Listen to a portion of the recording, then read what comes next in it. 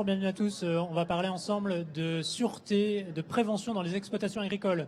Et on va en parler avec deux référents sûreté de la gendarmerie. Sophie Aufort, bonjour. Vous êtes référente sûreté dans la Sarthe. Tout à fait, au sein de la cellule prévention technique de la malveillance. Nicolas Muzelec, vous faites de même dans le département de l'Eure-et-Loire. Exactement, oui. Première question d'abord, c'est quoi concrètement un référent sûreté à la gendarmerie auprès des exploitations agricoles ?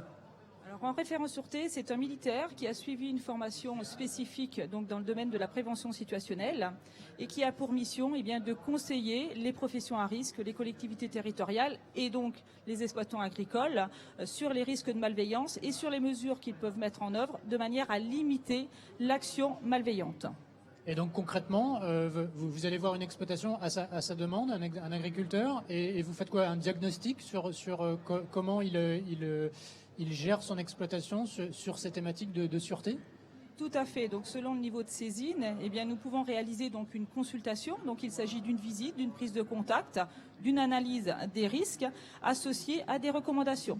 Donc, nous pouvons également aller plus loin et donc rédiger un document donc qui prend la forme d'un audit ou d'un diagnostic. Quel genre de recommandations vous pouvez faire chez les agriculteurs? Donc, il peut être recommandé effectivement de jouer sur la signalétique, les panneaux d'information, comme quoi le site est sous alarme ou sous vidéoprotection. C'est le premier élément dissuasif. Ensuite, il peut être associé des détecteurs de mouvement à servir un éclairage bâtimentaire pour se sentir détecté. Et à partir du moment où on se sent détecté d'une intrusion malveillante, il y a 8 chances sur 10 de pouvoir quitter le lieu au niveau de l'action malveillante.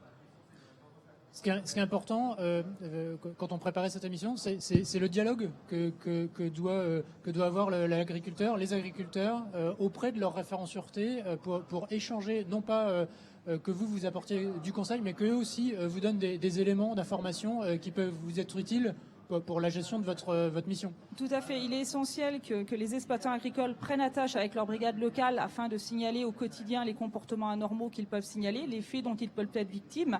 Et si le besoin s'en fait ressentir, ils peuvent nous contacter de manière à ce que l'on puisse aller avec eux, visiter leur établissement et leur prodiguer des conseils.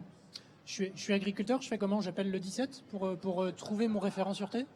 Donc là, c'est vraiment intéressant parce que le but en fait du contact, c'est de pouvoir aller sur un site qui est le site de référent-sûreté.fr pour pouvoir localiser son référent sûreté départemental. Et sur ce site, il existe donc les coordonnées téléphoniques et mail qui permettent d'échanger avec le référent sûreté local.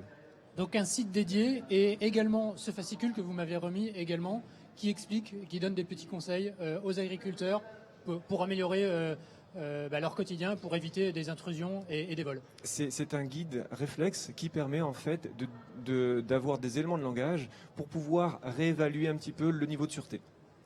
Merci.